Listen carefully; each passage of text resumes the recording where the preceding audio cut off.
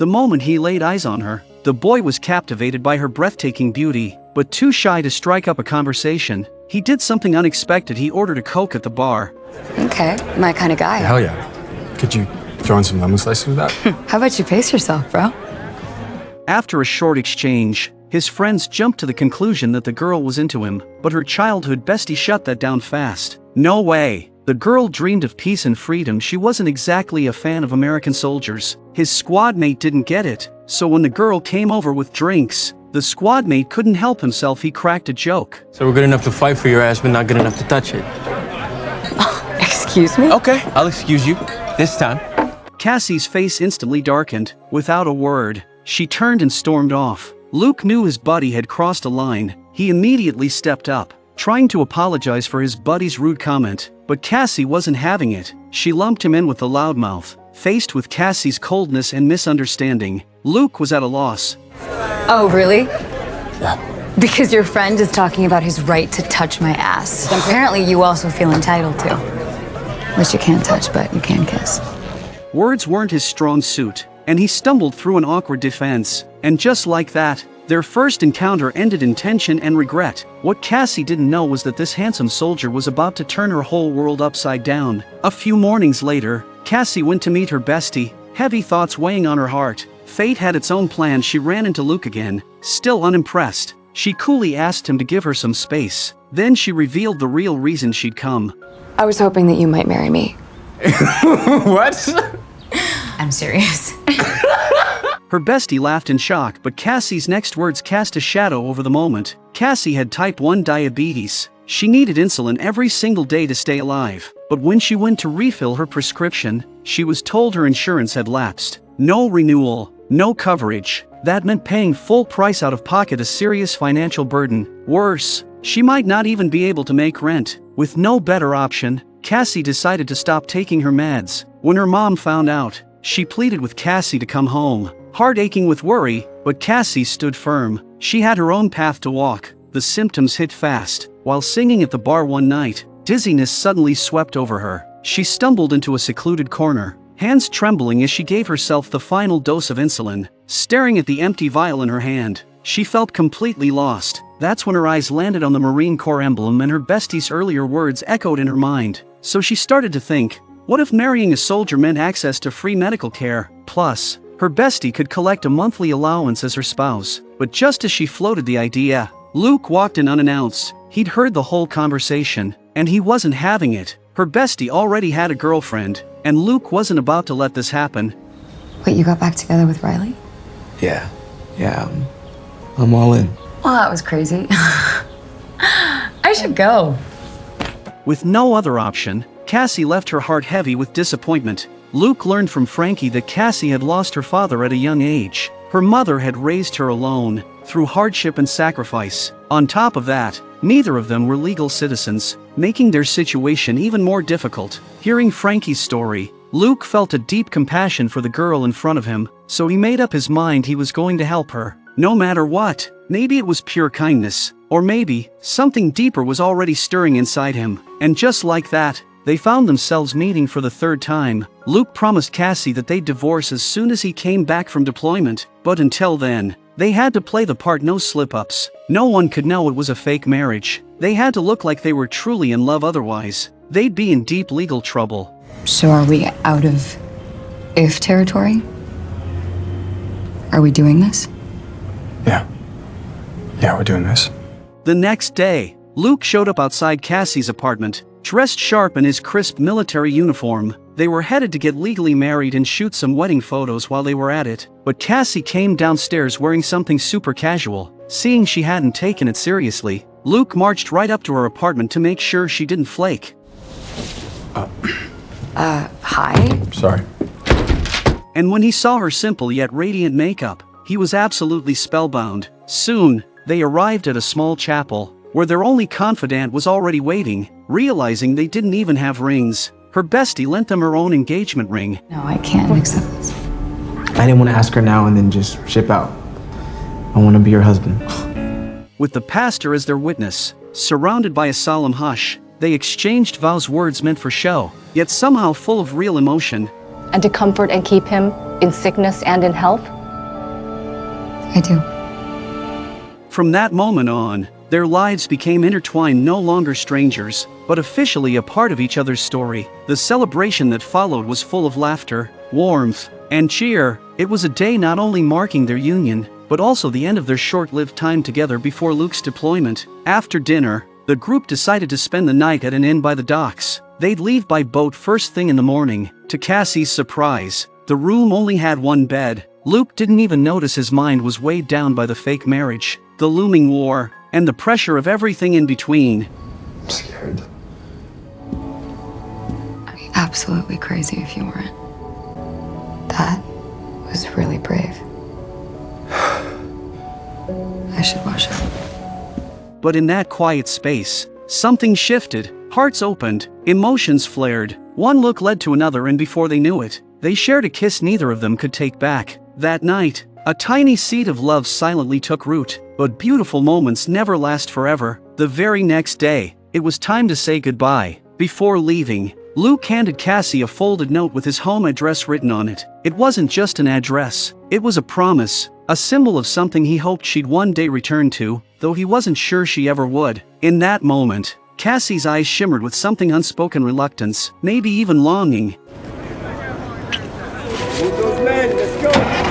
As the only newlyweds in the unit, Cassie was lifted up by the guys and gently carried to Luke, where under the watchful eyes of everyone they shared one final goodbye kiss.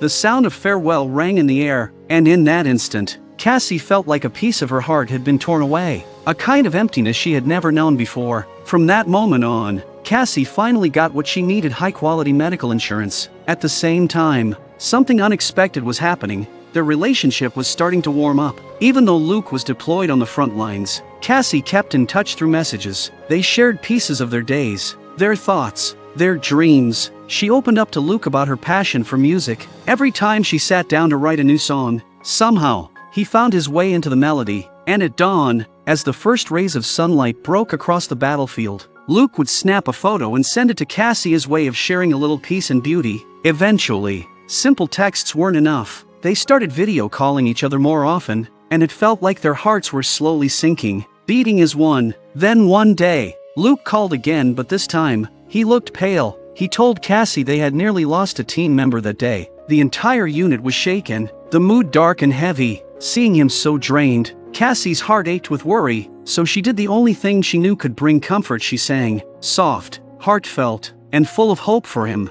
and for all the soldiers listening. Her voice worked like magic. Messages of thanks poured in from the troops, lifting spirits in a way no one expected. Hey, that's my wife.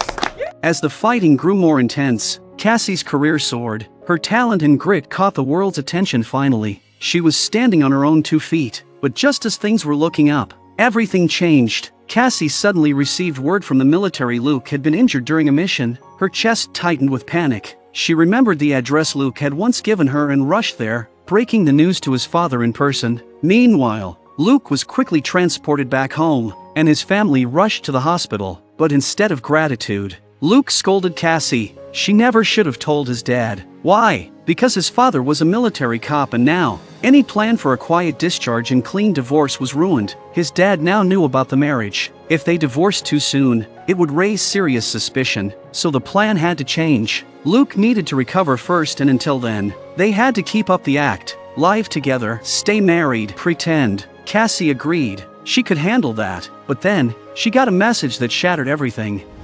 Same mission as this. He didn't make it, Cassie. No. I can't be here.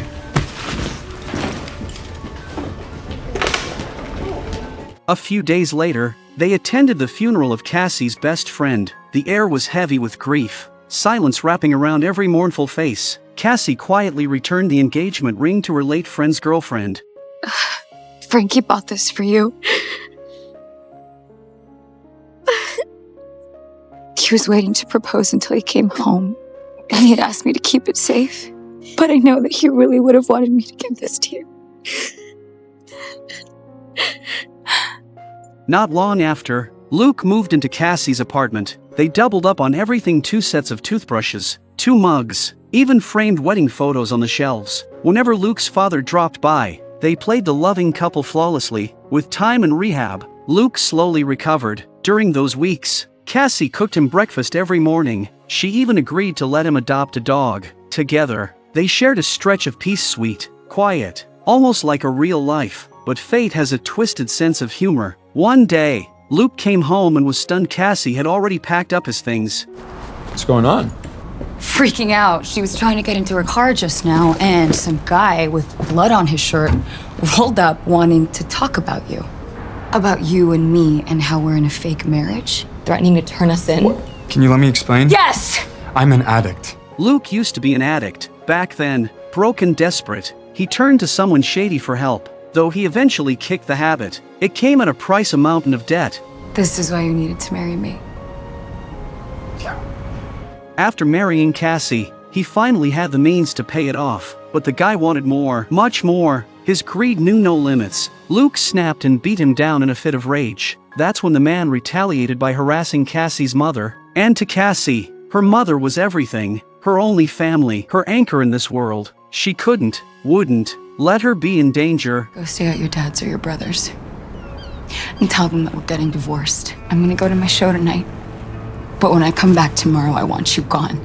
The truth always cuts deep like a blade slicing through a dream, exposing the raw edges of reality. What shattered Cassie wasn't just the threat to her mom, it was the betrayal. Luke had lied to her, and that, more than anything, broke her heart. Regret consumed Luke, desperate to escape the pain gnawing at his heart. He went to his usual workout spot, pushing his body to the limit. Every drop of sweat was his way of numbing the ache inside, trying to bury heartbreak beneath exhaustion. But fate wasn't about to give him a break. The captain found him soon after. At the same time, Cassie received an urgent summons. She was ordered to return immediately for a court hearing. On the day of the trial, Cassie walked into the courtroom, nerves rattling with every step. Faced with a list of charges, she now stood at risk of criminal liability, and because she wasn't a legal resident, the consequences for her could be far worse than for Luke. But Luke, there was no way he was going to let the woman he loved take the fall.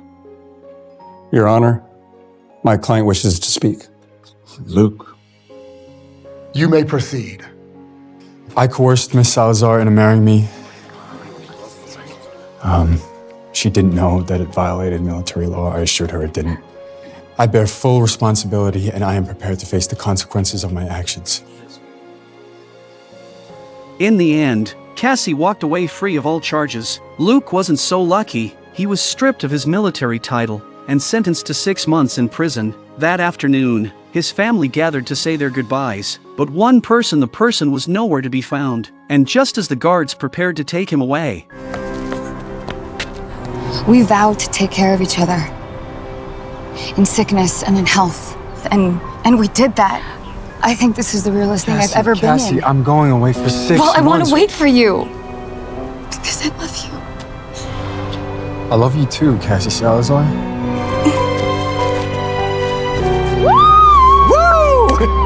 Get it, bro.